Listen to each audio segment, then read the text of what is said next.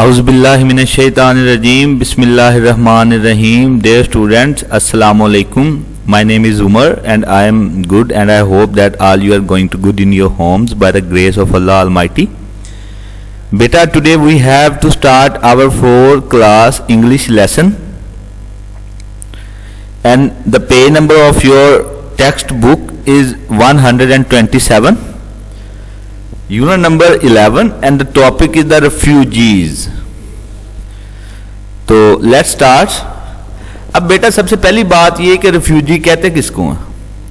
اچھا، اب ریفیوجیز کہتے ہیں کوئی بھی ایسا شخص یا کوئی بھی فیملی جو کسی بھی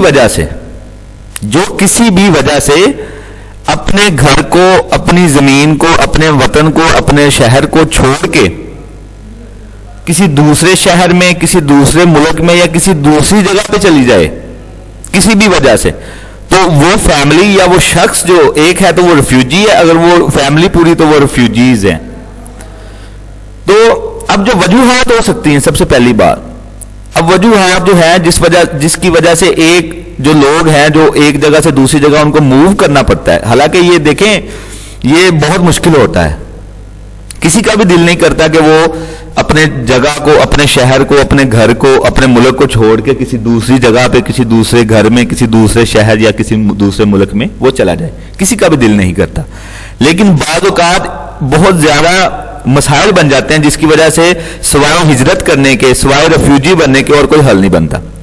اب جیسے ہی اب یہ ریفیوجیز کا ٹاپک جو میرے سامنے آیا تو میں آپ بچوں کے نالج میں اور سب کی نالج میں اضافہ کر دوں کہ Pakistan is the country which holds the most number of refugees in the world. Pakistan دنیا کا سب سے بڑا ملک ہے جس نے دنیا کے سب سے زیادہ ریفیوجیز کو پناہ دی ہوئی ہے. اچھا، اب وہ تقریباً جو ہمارے ملک میں ریفیوجیز ہیں وہ تقریباً 85 لاکھ تھے. 85 لاکھ لوگوں کو ہم نے پاکستان میں پناہ دی. وہ کون تھے؟ وہ ان میں افغانی لوگ تھے، کیونکہ آپ کو پتا ہے کہ افغانستان میں جب وار سٹارٹ ہوئی، جب امریکہ نے افغانستان پہ حملہ کیا اور وہاں پہ جنگ شروع ہو گئی تو بہت زیادہ وہاں کی فیملی اٹھ کے وہ پاکستان میں آ گئی اور پاکستان نے ان کو ویلکم بھی کیا، ان کو یہاں پہ بزنس دیے، گھر دیے، سارا کچھ دیا. تو پاکستان پوری دنیا کا سب سے ٹاپ ملک ہے، ٹاپ کنٹری ہے جس نے سب سے زیادہ ریفیوجیز کو اپنے ہاں پناہ دی ہوئی ہے. اچھا، اب سب سے پہلی وجہ جو کسی وجہ سے لوگ ایک جگہ سے دوسری جگہ چلے جاتے ہیں، ریفیوجیز بن جاتے ہیں، اس میں پہلی وجہ جنگ ہو سکتی ہے کہ ہو سکتا ہے ان کے اپنے ملک میں، اپنے شہر میں ان کے جنگ لگ گئی ہو جس کی وجہ سے وہ مرنے سے بچنے کے لیے، چونکہ جنگ جب وارز میرا بیٹا لگتی ہیں تو وارز کا سب سے زیادہ نقصان یہی ہوتا ہے کہ جو سویلین لوگ ہیں وہ بہت بڑی تعداد میں مر جاتے ہیں. دنیا میں آگے جنگیں ہو چکی ہیں تو یہ ہسٹری میں بات چلی جائے گی. اچھا، اب ایک وجہ تو جنگ ہو سکتی ہے، دوسری وجہ بھوک بھی ہو سکتی ہے. بھوک، اب فار ایگزامپل اب کسی کے شہر میں، کسی کے ملک میں روزگار کے مواقع اتنے نہیں ہیں، اس کے بچے، اس کی فیملی بھوکی رہ رہی ہے، تو وہ الٹیمیٹ یہی فیصلہ ہوگا کہ وہ وہاں سے اٹھ کے کسی اور جگہ پہ وہ چلے جائیں گے. تو یہ ہمارا سبق ہے جو کہ 4th کلاس کی انگلش میں انہوں نے ڈالا ہوا ہے. تو let's start our today lesson. اب سین 1 جو دکھایا گیا ہے، in a room in the house of Yadav Rana.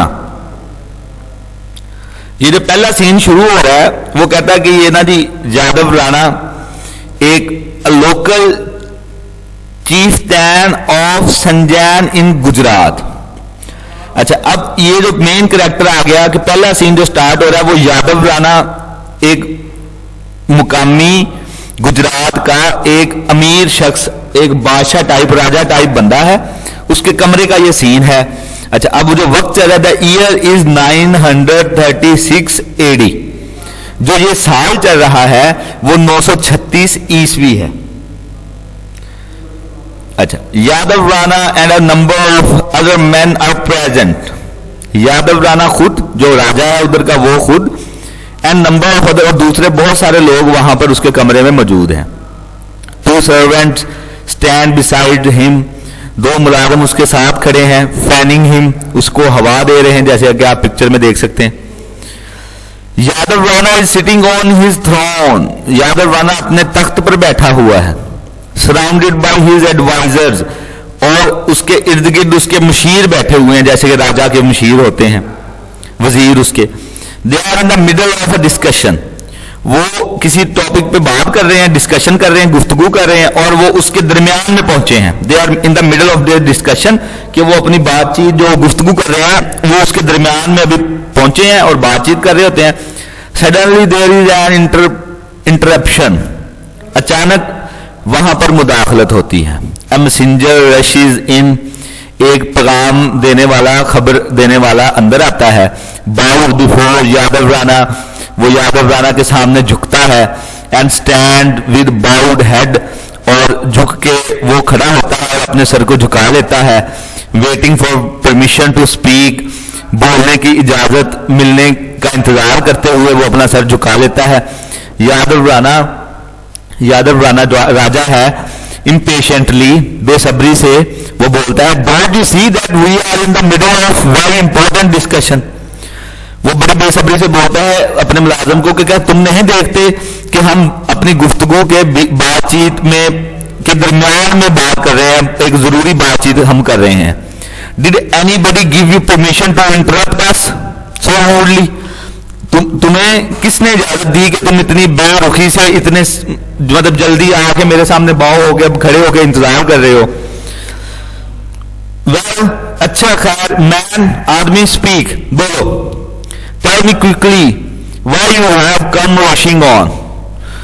اچھا چلیں، وہ پہلے اس پہ وہ غصہ کرتا ہے کہ تم آ کے ہمارے سامنے کھڑے ہو گئے اور ہماری بات کو تم نے ٹوکا ہے. لیکن خیر وہ کہتا ہے آدمی بولو اور مجھے جلدی بتاؤ کہ تم کیوں اتنی جلدی بھاگتے ہوئے آئے اور کیا پیغام ہے. Messenger very frightened. میسنجر بہت ڈرتے ہوئے. Forgive me my lord. بادشاہ سلامت مجھے معاف کیجئے گا. I came only because it is urgent. میں صرف اس لیے آیا ہوں کیونکہ یہ بہت ضروری ہے. آنچل Rana himself asked me to come straight to you. آنچل رانا جو کہ یادو رانا کا کوئی ریلیٹیو ہوگا بادشاہ کا، اس نے مجھے کہا کہ میں سیدھا آپ کے پاس جاؤں. And to bring you this message. اور آپ کو یہ پیغام پہنچاؤں. It is a matter of great urgency. یہ بہت ضروری معاملہ ہے. میٹر آف گریٹ ارجنسی، بہت ضروری معاملہ ہے. Yadav Rana will give me the message then. Yadav Rana اس کو کہتا ہے اچھا چلو پھر مجھے پیغام دو. کیا پیغام ہے؟ تو this is our today's lecture. Thanks for watching. ہم ملیں گے اپنے نیکسٹ ویڈیو کے ساتھ. تب تک آپ اس کو گھر میں اسٹڈی کیجیے گا. کوئی کنفیوژن ہو، کوئی چیز کی سمجھ نہ آئے تو نیچے آپ کمنٹ باکس میں وہ مینشن کر سکتے ہیں. Thanks for watching. Stay home, stay safe. اللہ حافظ.